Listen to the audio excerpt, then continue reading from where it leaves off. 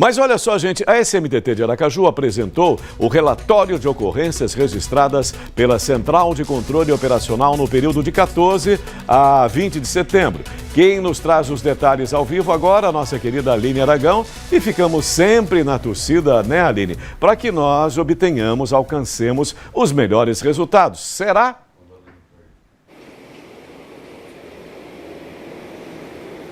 Olha, Sérgio, a gente fica na torcida, viu? Quando eu vi ali os números, eu pensei que fosse referentes ao mês de setembro, já que a gente está finalizando o mês. Mas como você bem lembrou, é apenas uma semana, de 14 a 20. São os números aí registrados pela Central de Controle Operacional da SMTT de Aracaju. Com aquele número, o 118, que você liga, né, para registrar alguma ocorrência. Foram mais de 500 chamados nesse período, 500 ligações recebidas entre 14 e 20 de setembro. E para falar sobre esse assunto, eu converso com o Diego Souza, ele que é agente da SMTT, para a gente entender melhor dessas 500 ligações e o que a gente pode destacar, porque é um número bastante expressivo em um curto espaço de tempo. Diego, bom dia.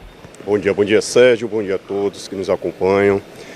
Exatamente, foram 500 ligações, 113 reclamações de estacionamentos irregulares. Vale destacar o estacionamento de porta de garagem, que é uma das demandas que a gente mais recebe aqui através da nossa central de controle operacional. Nós tivemos também reclamações de outros tipos de estacionamentos irregulares, né? O estacionamento em esquina, em passeio, além dos estacionamentos de guia rebaixada.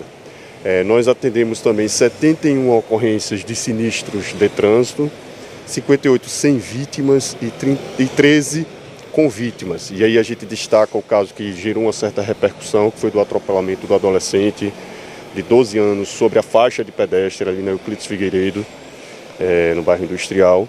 E claro, vale sempre a orientação para que o condutor ele dirija sempre com bastante atenção, com bastante cuidado. Lembre-se, a faixa é uma faixa de segurança, é uma faixa que precisa trazer segurança para o pedestre, que acaba sendo, claro, a parte mais frágil no meio de toda essa composição. Esse acidente ele aconteceu na sexta-feira. O adolescente estava na faixa, Diego? Perfeitamente. O adolescente estava fazendo a travessia com o padrasto e aí foi quando o veículo veio e o atropelou. Então a gente sempre fala que toda vez que o condutor se aproximar de uma faixa de pedestre, ele precisa redobrar a atenção, reduzir a velocidade e dar a preferência ao pedestre, né? Deixar o condutor e dar preferência ao pedestre é uma infração de natureza gravíssima, com multa, mais pontos na CNH. Então é importante que o condutor ele dirija sempre com bastante atenção e ainda mais, né? Aquele condutor que atropela um pedestre sobre uma faixa ele destinada, no caso a faixa de pedestre, ele comete uma lesão corporal e sobre a faixa de pedestre acaba, vamos dizer assim, agravando essas circunstâncias penais ao condutor, já que ele comete a lesão corporal, consequentemente ele será enquadrado como alguém que cometeu um crime, né, um crime de trânsito. Agora, pelo que você fala aqui, a gente observando esses números, 500 ligações, cerca de 70 foram referentes a sinistros de trânsito, mas chega de tudo. Daí me chama a atenção essa história do estacionamento irregular. Tem muita cara de pau parar na garagem, fechando, né? Proibindo ali o acesso daquela pessoa. Imagina só, você sabe que está errado, você faz isso. E aí mais de 100 chamados para a SMTT por conta desse tipo de ocorrência, estacionamento irregular. Perfeito. Com relação aos estacionamentos irregulares, nós recebemos 113 denúncias, reclamações. E a grande parte, aí, pelo menos quase que 50%, está relacionado ao estacionamento em porta de garagem. É um tipo de demanda que a gente recebe bastante e que, de certa forma, aborrece bastante o proprietário. Principalmente aos finais de semana, aquele proprietário que precisa sair, curtir, desenvolver, ter a sua atividade de lazer. Fora também aquelas situações em que a pessoa tem um acamado em casa e precisa prestar um socorro. Então, assim, é um tipo de situação que causa bastante aborrecimento e a gente percebe através das ligações recebidas aqui por meio da nossa central de controle operacional a revolta, a vontade que o residente, o proprietário do imóvel, ele tem de querer resolver aquilo com as próprias mãos.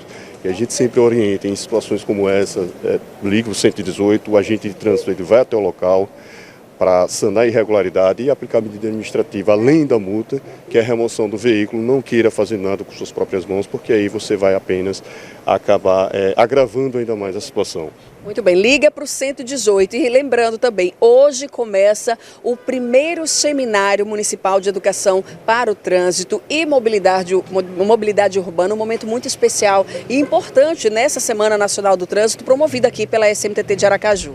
Perfeito. A Semana Nacional do Trânsito, que se iniciou no dia 18, vai até o dia 25, nós temos hoje, com a abertura do Congresso Municipal de Trânsito, e a abertura ela se dará a partir das 17 horas, das 5 horas da tarde. O congresso ele vai se estender até as 21 horas, até as 9 horas da noite.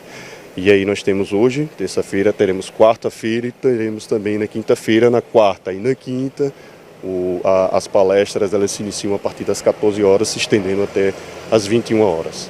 Diego, muito obrigada pelas informações e participação ao vivo com a gente no Balanço Geral, trazendo as informações sobre os números dessa semana aí, 14 a 20 de setembro, da Central Operacional 118 da SMTT, e também falando sobre esse congresso, primeiro congresso, que começa hoje, Congresso Municipal de Educação para o Trânsito. Sérgio. Importante, hein, Aline? Obrigado, Diego. Valeu, Aline. Valeu, gente.